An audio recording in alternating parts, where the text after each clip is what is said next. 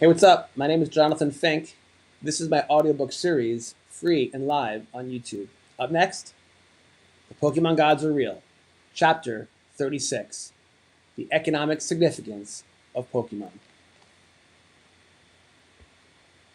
To dismiss Pokemon as merely a children's game is to misunderstand what value truly is.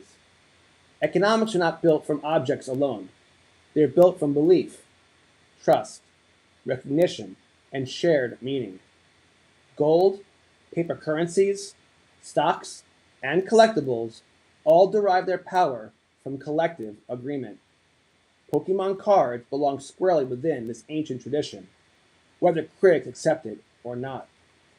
At first glance, Pokemon appears trivial: trading cards printed with fictional creatures, traded and sold in markets both formal and informal.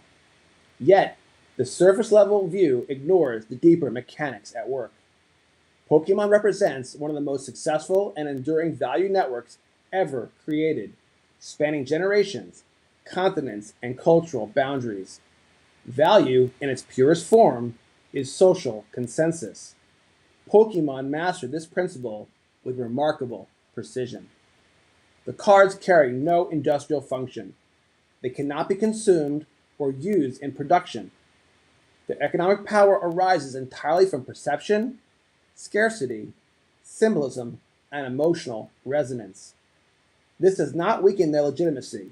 It places them along art, luxury goods, antiques, and even fiat currency itself, all systems where belief is the engine of worth.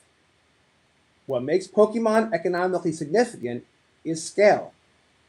Few collectible markets have achieved comparable global penetration. Pokemon operates simultaneously as entertainment property, cultural artifact, and speculative asset class. Children, investors, collectors, gamers, and institutions all participate in overlapping roles, creating a remarkably diverse and resilient demand structure. This diversity stabilizes the ecosystem.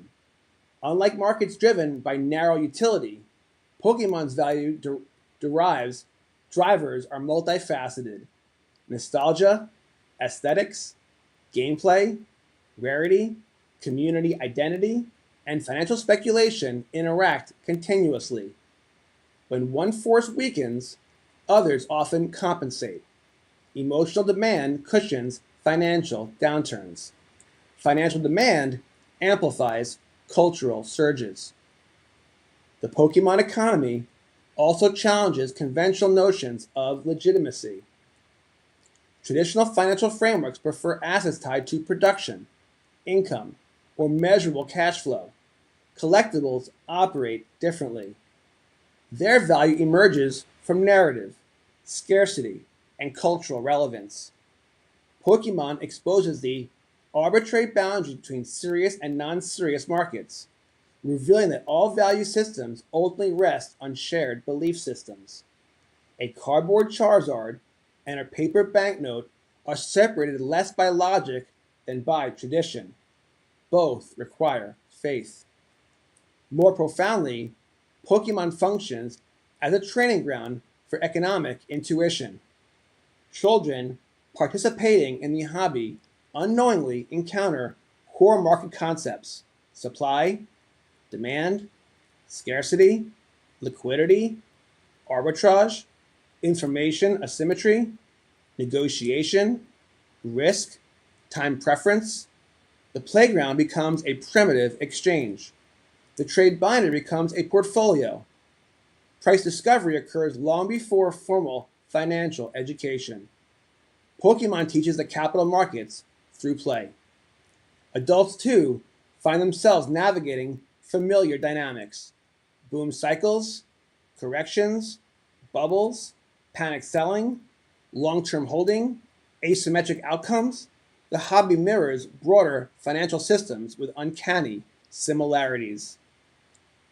Emotional volatility intertwines with rational calculation. Collective psychology shapes price movement. In this sense, Pokemon is not separate from economics. It is economics. Culturally, Pokemon's significance lies in its durability. Most fads collapse when their originating generation ages out. Pokemon achieved something far rarer: generational continuity. Children became adult participants rather than abandoning the ecosystem. Nostalgia did not merely preserve interest, it expanded purchasing power and institutional attention. Time compounds belief.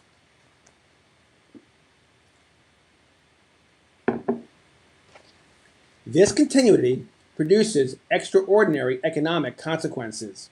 Sealed products transform into appreciating relics. Forgotten collections resurface as asset pools. Few economic systems enjoy this cyclical dynamic. Pokemon also demonstrates how intangible assets generate tangible wealth. Illustrations, characters, symbolism, and memory coalesce into market value. The physical card is merely a vessel. The true asset is cultural meaning. Critics often question whether collectible value is real, yet markets do not require universal approval to function. They require sufficient consensus among participants. Millions of dollars in transaction volume, robust secondary markets, grading infrastructure, and institutional engagement testify to Pokemon's legitimacy within its own economic domain. Value exists where belief persists. By this measure, Pokemon stands as one of the most successful economies ever constructed. Its significance extends beyond hobby or entertainment. It illustrates fundamental truths about human behavior, such as our attraction to scarcity, our reverence for symbols, our willingness to assign value to collectibles, and our capacity to build complex markets around a hobby. End of chapter 36. Up next, chapter 37, Numerology of Collecting. Thank you so much. Hit the like button. Please subscribe. See you again next chapter. Appreciate you guys. God bless.